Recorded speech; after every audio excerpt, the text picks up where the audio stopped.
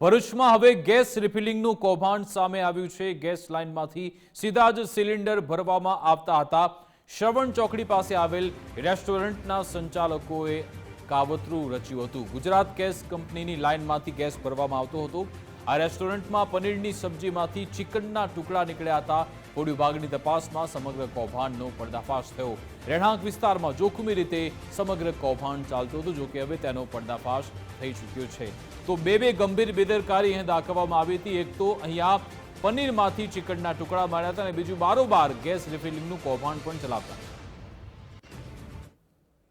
ભરૂચમાં શ્રવણ ચોકડી નજીકની જે રેસ્ટોરન્ટમાં પનીરની સાથે ચિકનના જે ટુકડા નીકળ્યા હતા તેનો વિવાદ આવ્યો હતો।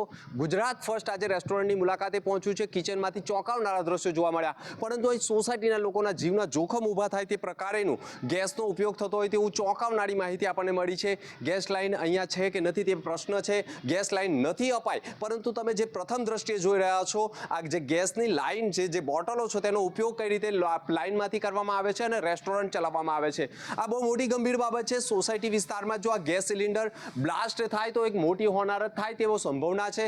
જે પ્રકારેનું જે કામ થઈ રહ્યું છે, જે રેસ્ટોરન્ટ ચલાવવા માટે જે રીતે ગેસના બોટલોનો ઉપયોગ કરવામાં આવે છે, તમે નહીં માનો, જો આ ગેસમાંથી વધારે પડતો ગેસ એટલે કે ગરમ થવાના કારણે પણ બ્લાસ્ટ થઈ શકે છે। પરંતુ સંપૂર્ણ કામગીરીમાં જ્યાં ગેસ લાઇન આપવામાં જ નથી આવી, પરંતુ આ લોકો કયા પ્રકારે ગેસનો ઉપયોગ કરે છે તે આપણને ચોંકાવનારા દ્રશ્યો જોવા મળ્યા છે। એવું કહી શકાય કે ગેસ રિફિલિંગનું કૌભાંડ ચાલે છે કે પછી ગેસનો ઉપયોગ રેસ્ટોરન્ટ સંચાલકો લોકોના જીવનું જોખમ ઊભું કરીને કરી રહ્યા છે। ખાસ વાત કરીએ તો આ ગેસ રિફિલિંગ કે પછી ગેસને જે ઉપયોગ કરવામાં આવે છે, જે નોઝલ નાખવામાં આવે છે, હું તમને આ એક જ વસ્તુ નહીં, પરંતુ અહીંયા જે ગેસ સિલિન્ડરની સાથે સાથે નજીકમાં અહીંયા છે ને, ખાસ કરીએ તો એસીથી માંડી અનેક ઇલેક્ટ્રિક વસ્તુ આવેલી છે।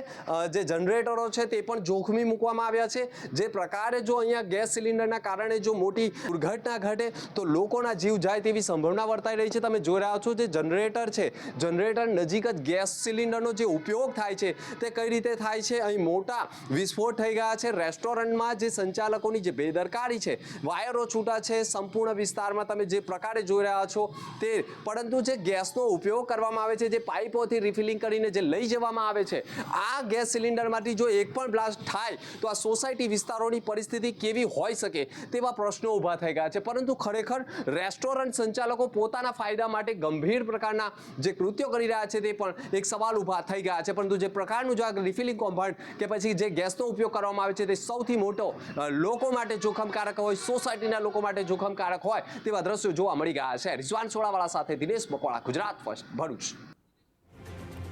આજ અંગે તમામ જાણકારી આપશે સંવાદદાતા દિનેશ ફોનલાઈન પર જોડાઈ ગયા છે। દિનેશ, આ રેસ્ટોરન્ટના સંચાલકોએ પહેલા તો લોકોનો ધર્મ ભ્રષ્ટ કરવાનું કામ કર્યું, કારણ કે પનીરમાંથી ચિકનના ટુકડા મળ્યા હતા। બીજી બાજુ લોકોના જીવ પણ જોખમમાં મૂકી રહ્યા છે, કારણ કે ખુલ્લેઆમ ગેસ રિફિલિંગ થઈ રહ્યું છે ગેરકાયદેસર રીતે। ચોક્કસ વાત કરવામાં આવે તો શ્રવણ ચોકડી નજીકની એક રેસ્ટોરન્ટ છે, જેમાં ગેરકાયદેસર ખાસ કરીને રિફિલિંગ કૌભાંડ ચાલતું હોય તેવું સામે આવ્યું છે। રેસ્ટોરન્ટમાં ગઈકાલે એક પરિવાર જમવા ગયું હતું અને તેના પનીરની સબ્જી મંગાવી હતી। પનીરની સબ્જી સાથે ચિકનના ટુકડા અને કેટલીક હાડકીઓ આવી હોય, જેના કારણે જે સ્વાદ પ્રેમી હતો તેનો સ્વાદ તો ફીકો પડ્યો હતો, પરંતુ તે રોષે ભરાયો હતો અને જેને આ ફરિયાદના આધારે આજે ફૂડ એન્ડ ડ્રગ વિભાગે દરોડા પાડ્યા હતા। સાથે સાથે ગુજરાત ફર્સ્ટ પણ ઘટના સ્થળ ઉપર પહોંચ્યું હતું। ગુજરાત ફર્સ્ટે પણ સમગ્ર જે પ્રકરણ છે તેને ખુલ્લું પાડવાના પ્રયાસ કર્યા હતા। રેસ્ટોરન્ટમાં જે ચેકિંગ છે તે કરવામાં આવ્યું છે। જે રસોડું છે તેની અંદર ડ્રેનેજ લાઈનો છે। તમે ખાસ આ દ્રશ્યો છે ગુજરાત ફર્સ્ટે કેદ કરેલા કે રસોડાની અંદર ડ્રેનેજ લાઈનો ખુલ્લી છે। સાથે સાથે જે ગેસનો ઉપયોગ થાય છે તે ગેસ લાઈન તો થાય છે, સાથે નીચે ગેસ સિલિન્ડર ભરવામાં આવે છે અને આ સમગ્ર કૌભાંડ ગુજરાત ફર્સ્ટની નજરે ચડ્યું છે અને ગુજરાત ફર્સ્ટે આ કૌભાંડને ખુલ્લું પાડ્યું છે। આ સમગ્ર પ્રકરણ ભરૂચ મામલતદાર, એસડીએમ અને કલેક્ટરને લાગતું હોય, એ ડિવિઝન પોલીસને લાગતું હોય, કારણ કે રહેણાંક વિસ્તાર છે, સોસાયટી વિસ્તાર છે।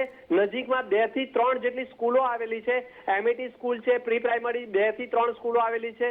એટલે જો બાળકોની અવર જવર દરમિયાન જો આવી મોટી ઘટના ઘટે, બ્લાસ્ટની ઘટના બને તો મોટી ઘટના થાય તેવી સંભાવના છે, કારણ કે ગેસ સિલિન્ડર જે ભરવામાં આવે છે જે કોઈ પણ જાતની સેફટી પર રાખવામાં નથી આવી। એટલે ગુજરાત ગેસ પણ અહીંયા અંધારામાં છે કે પછી ગુજરાત ગેસની નજર વચ્ચે જ આ કૌભાંડ ચલાવવામાં આવે છે તે પણ એક તપાસનો વિષય છે। જી બિલકુલ, આભાર તમામ જાણકારી આપવા બદલ।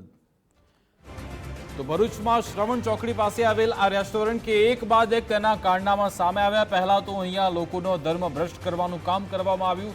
એક પરિવાર અહીંયા જમવા આવ્યો હતો. તેમના પનીરની સબ્જીમાં ચિકનના ટુકડા પીરસવામાં આવ્યા હતા અને ત્યારબાદ ફૂડ એન્ડ ડ્રગ્સ વિભાગે જ્યારે તપાસ કરી, ગુજરાત ફર્સ્ટે પણ જ્યારે રિયાલિટી ચેક કર્યું, ચોંકાવનારી વિગત એ હતી કે રસોડામાં પણ ડ્રેનેજની લાઈન ખુલ્લી જોવા મળી હતી. એટલે કે જ્યાં ભોજન તૈયાર થાય છે ત્યાં જ સરેઆમ સ્વચ્છતાનો અભાવ જોવા મળ્યો હતો. એટલે જ નથી અટકતા, અહીંયાના લોકો ગેસ રિફિલિંગ પણ કરતા હતા. જી હા, જાહેરમાં અહીંયા ગેસ રિફિલિંગ કરવામાં આવતું હતું. સવાલ એ છે કે આ ગેસ રિફિલિંગની તેમને પરમિશન કોણે આપી?